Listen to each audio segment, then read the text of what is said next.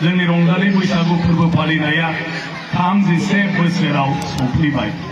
आरो बेयो जों बयनिबो थाखाय गिदिरथार बाथ्रा जे 31 बोसोरनि सिगां जेखौ आगुनि मानसिफ्रा दैदेनबोदोंमोन बेखौ जोंनि दिनै गोदान जोलैया दिनै बेखौ बिबान लानानै साबसिननिफ्राय हामसिन दिनै दैदेनगासिनो दङ। बे बैसागु खुंथायखौ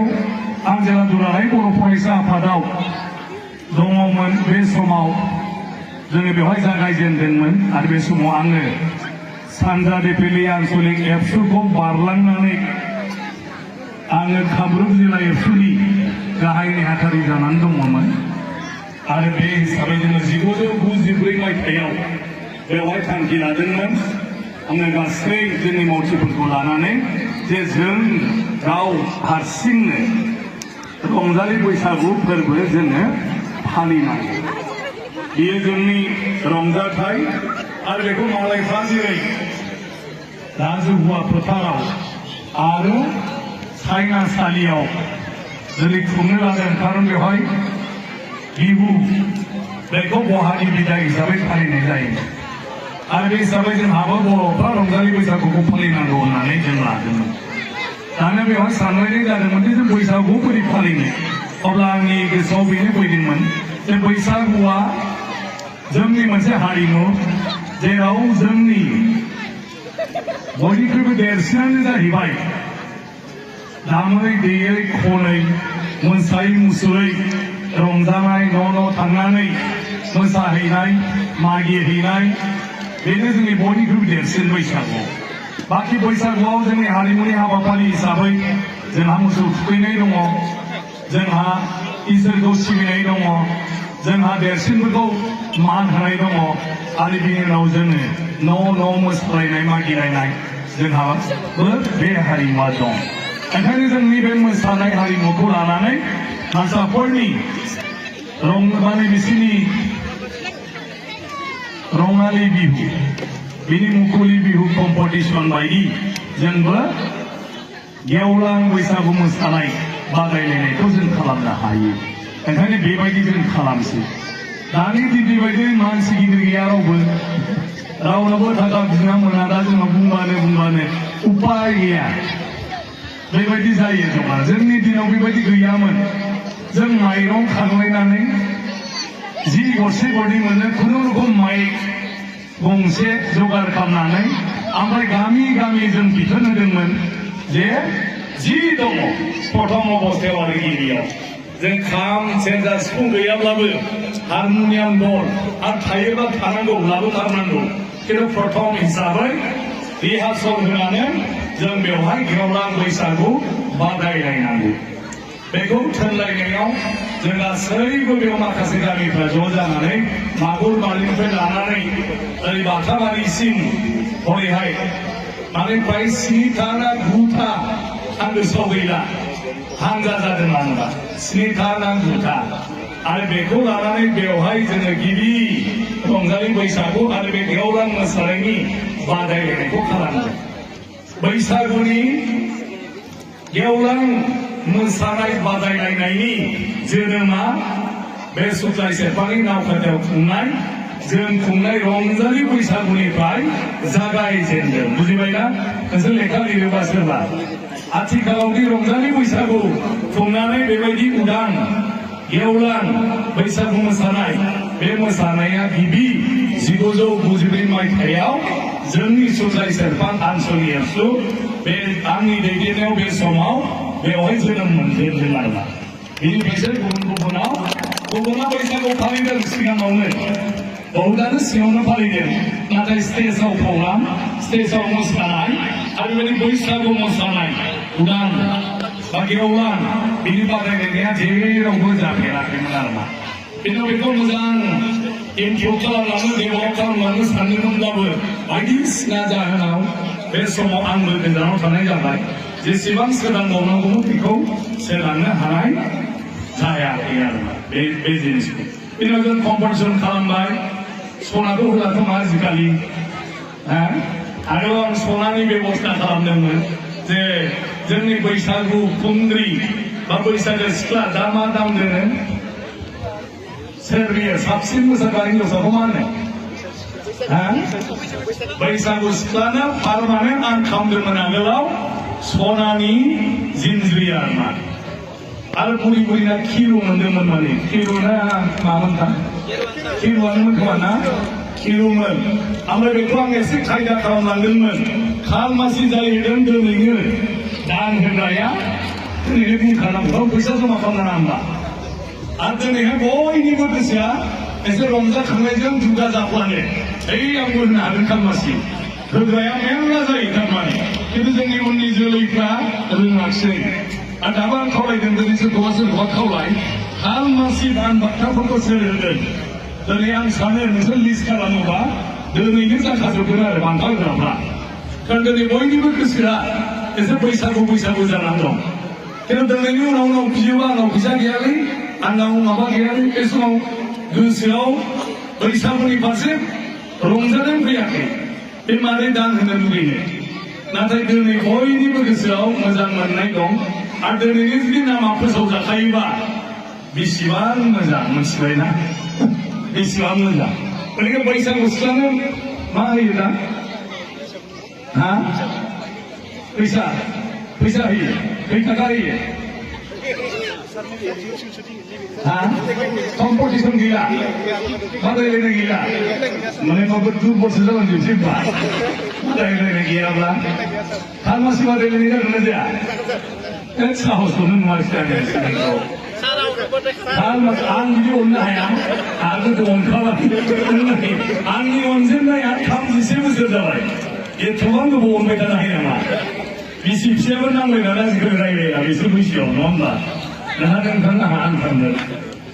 जायखिजाया बादायलायनायखौ नागारनो नाङा बादायलायनायजोंसो जोंनि हारिमुआ थागोन साबसिननिफ्राय साबसिन जागोन मोजां मेथाइ लिरगोन दाथ' गंगोनाया जिआइ जाबाय गंगोना दामनो सोलोंनांसिगोन गंगोनाजों मोसानांसिगोन गासिबो आरो बैसागु मेथाइफ्रा मोजांनिफ्राय मोजां लिरनांगौ बेनिसो बादायलायनाय मोसानाय गासिबो होमबासो जोंनि हारिमुआ थागोन आरो दिन्थिफुंनाय होनब्ला मात्र फैसाजों गाबथिंग्रा मोननै मोनथामल' दल हानजा थानो हागौ आरोना गासिबो गतिके खालमासि बादायलायनायखौ थिग दं आरो बिनि उनाव बैसागु सिख्लानि आरो बयनिख्रुइ देरहासिननायनि बान्थाया आंनि मा लायो मिथिबाय बैसागु सिख्ला आरो सेथि बान्था जाबाय दा आं दा लेखा लाना बयनावबो सोंदो नैथिखौ मा होगोन इलेक्सन जेनबाबो होनांगौ खिन्थु फैगौ बोसोराव आरो सेकेन्ड उनाव मेथाइ खनग्रा आर्टिस्टखौ होबावो माबो होसिगोन लिरना लाखादों नै मा होगोन आरो सोर दं बेबायदिनो बयनावबो एसे लिरनानै लाखा आरो हायारिफ्रा जानानै थाखागोन आरोना मिथिबायना दा दिनै खामखायोबा दिनैनो माने हासुङावबो सोगोन फैसाखौ आजिखालिथ' हासुं नङा माबा दामदाबो थायो माबा माबि थायो दैहुनि थाया होमबा आजिखालि बे दैहुआव दिनैनिफ्रायनो जाय दान होगोन 100 200 सोलांबाय थाब्लानो बे समाव हैनो हागोन आरोमा फैसाखौ बेबायदि मथथे बेखौ गारनाङा साबायखर बावदों जोंनि गोदान जोलैखौ गासिबखौबो जोंनि जिउआ बेवहायनो गासिबो नोंसिनाबो बेयावनो जेरावखि थाङा गावनि न'नि बायदि गावनि गामिनि बायदि गावनि जायगानि बायदि रावखौबो आंगो मानसि जेरावबो मोननो हाया जों बेखौ बयबो बुजिनांगौ होमबा दा न' लुबाय फैफिनसिगोन जों लोमजाबा जायगानियासो नायगोन गामियासो नायगोन बायह्रानि मोजां लोगोफ्रा रावहाबो सोलाबा आरो जोंनि गामिनि गोदो गेलेलायनाय मालायनाय बिसोरसो नायगोन आंखौबो मानसि गिदिरबाबो खिन्थु मालाया फैनाय नङा मोनथिबायना नांगौबा नायगोन आरो साला गिदिर जानानै पात्ताखौ नांगोन साला दासो मोनदों बियो थेवबो खिन्थु नायगोन आरो मा जायगानि मोनथिबायना थैबाबो सोरलाबोगोन जायगानि मानसि गामिनि मानसि न'नि बाय बाहागि सैयाब्लाबो रायै लायगोन आरो मा मोनथिलाय बेबायदि गतिके गावनिया जों गावनि जायगाखौ रावबो नागारनाङा आंथ' नागाराखै आङो इलेक्सन गेलेदों 2001 मायथाइयाव गोसोआव ला जन मन जायाखै सोरबा सोरबा 2001आवल'सो आङो रायजोनि भटजों एमएलए जादों 2006आव आं इलेक्सन जेनदों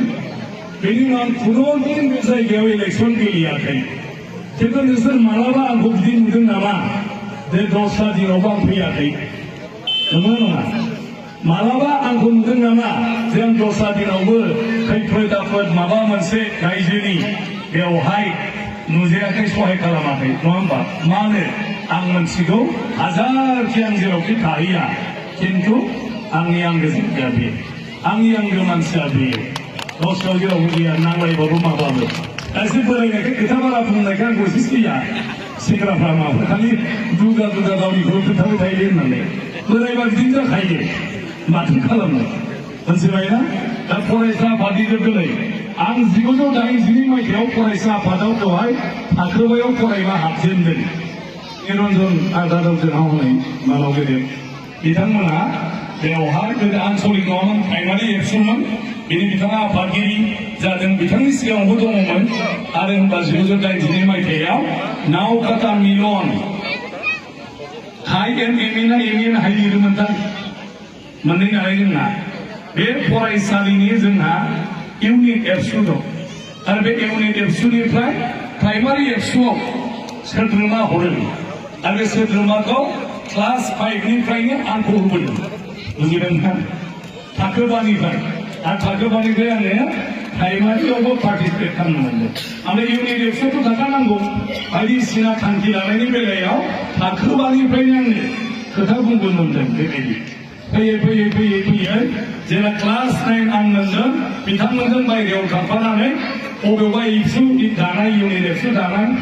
माने बडि सोलायनाय बेवहाय थांनानै लेक्सार होफानो मोनदों आङो माने मानावगिरि जोंहा निरन्जन बसुमतारी दिनै फोरोंगिरि रिटायार्ड जासिगोन खोमा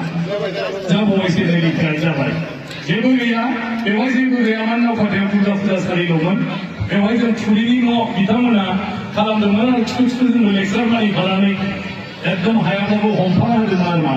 औवा हमफादों माखौबा दोफाना होदों थुरि लाबोनानै माने बे फुजाफोर बाथौसालियानो बे बाथौसालियाव एबसु अफिस थुरिनि लुदोंमोन आरो बैयाव ट्राइबेल डेभेलपमेन्ट क्लाबनि बे बिहु मन्चनि लानजायथिं बेवहाय दंमोन आरो इयं क्लाब मोनसे दङमोन बिसोर भलि गेलेयो ट्राइबेल डेभेलपमेन्ट क्लाबा बांसिन फुटबल गेलेयो मावना आदा बरेन्द्र प्रकाश थांबाय बिथाङा इयं क्लाबजों बांसिन जौनि खामानि मावनाय भलि गेलेनाय मानाय बे गोदोनि दिन नावकाटाया बेनो नावकाटा खिन्थु आंहा भाग्य गोनां जे आं बे उन्दै समनिफ्राय बिथांमोनजों थाबोफानो मोनदों नुबोफादों गासिबखौ बेबायदि जोंनि जिउआ फैदों बेनि उनाव सोलायनाय फैबाय मेट्रिक पास जाबायनाथ' थानो मोनला बेनि उनाव आरो नोङो आन्दलन फैबाय फरायसा आफादाव बिबान मोनबाय आनसलिकनि आरो बे बिबानानो जात्रानिया थाङै थाङै थाङै थाङै बिनिफ्रायनो आङो दिनै स्पिकार जाहैबाय आरोमा बे आंनि जिउआ आरोमा आंबो सानाखैमोन बेबायदि जागोन होननानै गासिबो दा आं स्पिकार आसाम एसेम्ब्लिनि नङा होमबा ओरैनो नंगौ बायदि नुवा बिनिफ्राय जानायखाय जायगायावहाय मालाबा फैनो बायो आं मानसि गिदिर सानैखायनो फैनो बायो मालाबा मालाबा ओइ फाग्ला होनो दाबो आंखौ स्पिकारखौ माने मोनथिबाय मोनथारसिगोन नोङो मा जाखो जोंना बुजिबाय स्पिकारखौनो जोंना बिदि होनो दा मालाया नुयोब्ला मा साननांगौ आया माथो बेलाय मानसिफोरजों मुल्यखौनो होजाया होननानै नङा होमबा बेबायदि होनबाबो न'आथ' नङा होमबा दा आं गावनावबो मोनथिया नोंसोरो दा आं आसाम आयेन आफादनि स्पिकार आसामनि गासै मन्त्रि एमएलएनि आं बिगोमा खालामो बिसोर गासिबो आंखौ सार होनजोबो गासिबो मोनथिबायना बे नावकाटानिफ्राय थांदों आङो नावकाटानिफ्राय थाङै थाङै दा स्पिकार जादों दा आं बेवल' नङा आं दानि लण्डनाव थांदों माबा थारिख 10 तारिख खालि 12 आरो 13 तारिखआव लण्डनाव गोदो ब्रिटिशआ सासन खालामनाय गासै देशनि पार्लियामेन्टनि मोनसे कमिटि दं गोदोनिफ्राय 100 बोसोर बारबाय बे कमिटियाव भारतनिफ्राय आंखौ थांनाय 4 बोसोरनिफ्राय प्रतिनिधित्वनि दायित्वखौ होबोदों आं बे कमिटिनि सोद्रोमा आं भारतखौ रिप्रेजेन्ट खालामो आसामनि माने भारतनि लकसभाया आंखौ बेवहाय माने पार्लियामेंट एसोसिएशननि इंटरनेशनल आंतरराष्ट्रीय दा आं भारतखौ नेतृत्व खालामदों दा आं जेरैखि जेराव थांनांगोन दाख्लै बर्डार फैदों थांनांगोन पाकिस्ताननि मानि बायदिसिना जादों बे खोथाया बेवहाय फैगोन ओंखायनो गासिबो दा नै आं भारतनि जानांगौ खोथा बुंनांगौ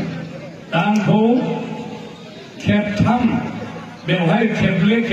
गोदो रावखौबो खेबनै होफेराखैमोननो खिन्थु आं रेकर्ड जे आंखौ कन्टिनिउ खेबथाम भारतनि आंखौ दुत खालामना होबाय आरोना बेवहाय माने भारत जानानै आङो बाहागो लादों गोबावबो मोनथिया लिडारखौ मोनथिबायना बेबायदि बहुद दा जों नेसनेल इन्टारनेसनेल गासैबो बुंनांगौ मैयासो जापाननि स्पिकार आरो बिसोरनि गासै 57 जनखौ आं मैया बरायनानै आसाम एसेम्ब्लियाव ओंखाम जाहोबाय आरो कालचार देखायबाय गभर्नर चिफ मिनिस्टार आसामनि गासै अफिसार आरो बिसोरनि एम्बासाडर जापान पार्लियामेन्टनि स्पिकार बिसोरनि एमपिफोर गासिबो बेवहाय आङो बारदै सिख्ला देखायबाय बिसोरनो मैया आरो बर' सिख्लाफोरखौ जापाननि मोसाहोबाय आङो सोरबा इउटिउबाव नुनो हागौ आरो आंबो जापानजोंनो लेक्सार होदों 4 मिनिट जापान रावजोंनो आं मैया लेक्सार होदों आंखौ बयबो दंजों नङाबो जापानजों लेक्सार होदों खिन्थु आंबो बिदि फ्रियै नङामोन मैया नायबाय सम बिराद गोब्राब माने ट्रेन्सलेट जोंना नियमा मामोन आं इंराजिजों नङाबा हिन्दीजों बुंनो नांगौ आरो बेखौ सासे जापानिज गोरोङा ट्रेन्सलेट खालामनांबाय थागोन खिन्थु जोंना समा खम जाबाय आं नायबाय जे जापानजों बर'जों माने जोंनि माने उच्चारणा एखे आरो आखर माबायावबो बे एखे आखरखौनो एखे टिउन आरो गाराङा आरो हागोन बायदि मोनबाय बेनि उनाव आं बिसोरखौ जापानावनो लिरजोबदों आंनिखौ जापान भाषायाव आंनि स्पिचखौ ट्रेन्सलेट खालामबाय बेनि उनाव खेबसे बिसोरखौ फरायनो होबाय दे जापानाव माबायदि होनो नायबाय जे जोंनि बर' बायदि बेनि उनाव आं फरायलायबाय जापाननि बे माबाखौ होमब्ला बिसोर जापानिसफ्रा बुंबाय एकदमबारे नोंना एकदम जापानिस एखेथार होननानै एखेबारे माथो आं बेजों बिदि बुंबानो जागोन जाहैबाय आरो माथो दंबावो फैनाया लासिबो गासिबो थाबाय बेनि उनाव आङो जापान रावजों जेला बिबुंथि होयो जोंना चिफ मिनिस्टाराबो गोमोबाय एकदमबारे मिनिग्लाजोब्बाय मानसिफ्रा बर'थां माथां नंगौना नङा बे भागाव थगायबायगोन आं सानदों आंखौ जापानिस नंगौना नङा मारै बुंनांखो बेलाय बिदि जाजोबदों जाजोबनायाव जापानफ्रा आफाद खावगासिनो ओमफ्राय बिस्रा सिरियास आरो जोबनानै जापाननि एम्बासाडर स्पिकार गसंजोबनानै आंखौ गोबाबाय थेंक्स होबाय जादोंना जायाखै बे आं जापाननि सुरा सोलोंबाय 99% बाखियाथ' जोंनाबो जाया जादों माखासे भुल जायो उच्चारणा खिन्थु नोंनिया 99% बुजिदोंथ' बुजिदों भाषायाबो जाखादों दा आंखौ बयबो गोमोबाय जापानखौ रोंगौ सानगासिनो दं दा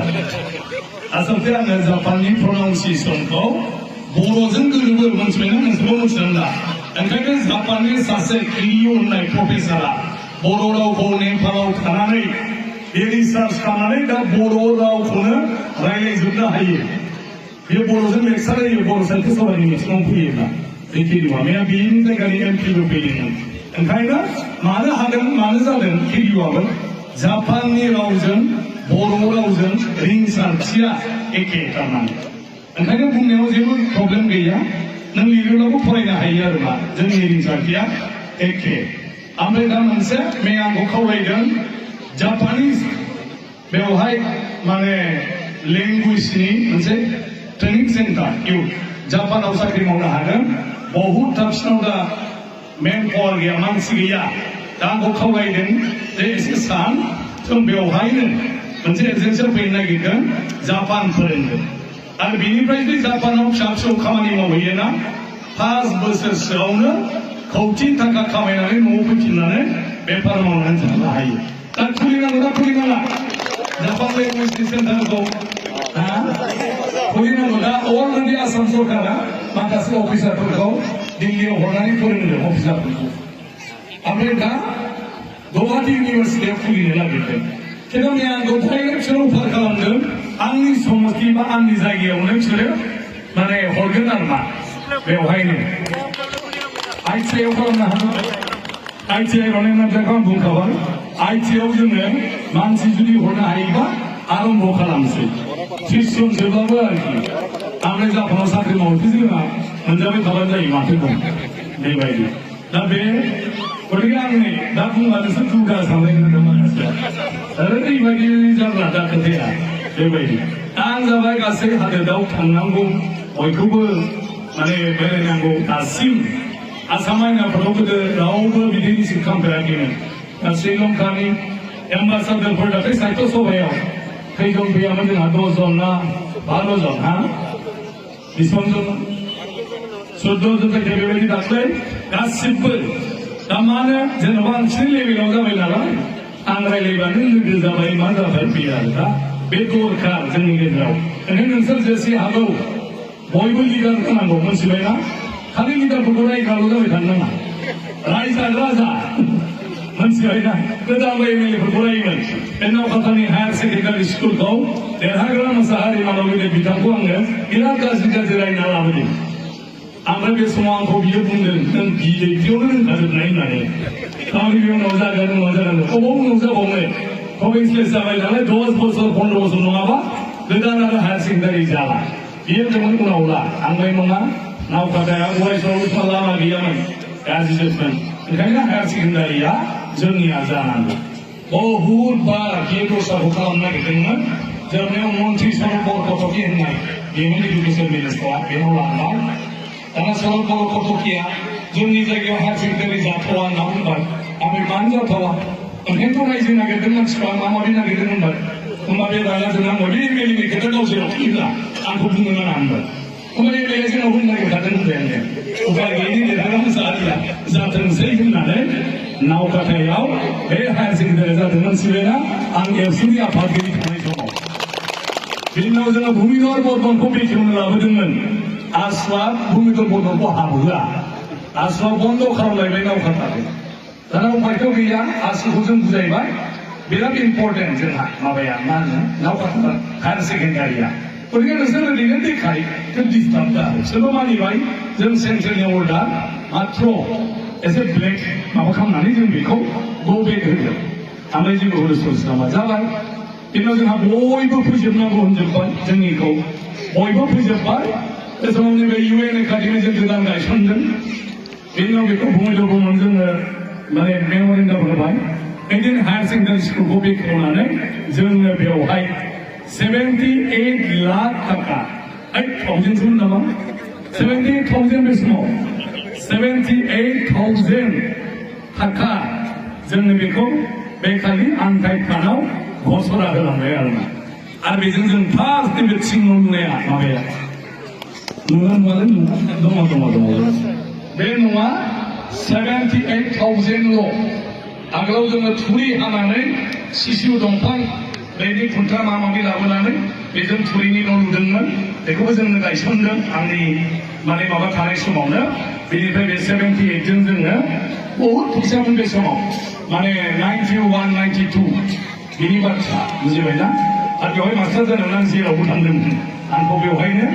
हमना लादोंमोन बेयाव बुङा बे बुंदों नावकाटा बे जोंहा स' खाथियाव प्रदीपमोननि न'आ प्रदीपमोननि न' खाथियावनो बम्बेया बेरबाय आंहासो एबसु बिबानाव दं नालाय आंखौसो हमना लांबाय ओमफ्राय आंजों मनि जों सानै बेबायदि निर्मल सारखौबो हमदोंमोन खिन्थु बेखौ मास्टारखाय गालांफिनबाय जोंखौ हमना लांबाय आरोना बे समाव बेनि उनाव जों बेवहाय फैफिनबाय बे समाव आरो आंहा आर्मि पुलिसजों लोगो मोनलायनानैसो बिराद मोजां मोनबाय दाना लोगो जाजोब्बाय आरोना बेनि उनाव बेफोरनि गासै जारिमिन गासिबो बेनि उनाव थांबाय माबाय बहुद काहिनि दा ओंखायनो आंना बेल' जायगाखौ जोङो मोजां खालामनांगौ मोजाङै लाखिनांगौ बिनि बिबाना दानि जोलै जोंखौ मोजां मोनदामोन आंखौ सै दासै आंहा मा जालांखो आगोलाव मा जाखो बेजों खोथा गैया खोथाया जाहैबाय नावकाटाया जेब्लायबो गासैबो बिथिङावनो जौगानांगौ दावगानांगौ आरो गोदोनि मानसिया जि खालामलांबाय मोजाङानो जा गाज्रियानो जा दानि मानसिया बेखौ मोजां खालामनांगौ आरो गावनि जाहैबाय बियो गतिके बे गायसनलाङोब्ला सब जायो नाव खाथियाव आंनि मेलेवदा IIT गायसनदोंमोन आर्टपेटिस चेयारमेनाव दिनै रनेन नार्जारि बिथाङा बे IITI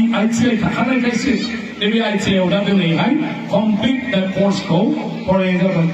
बिवेकानन्द केन्द्र CBSE कर्स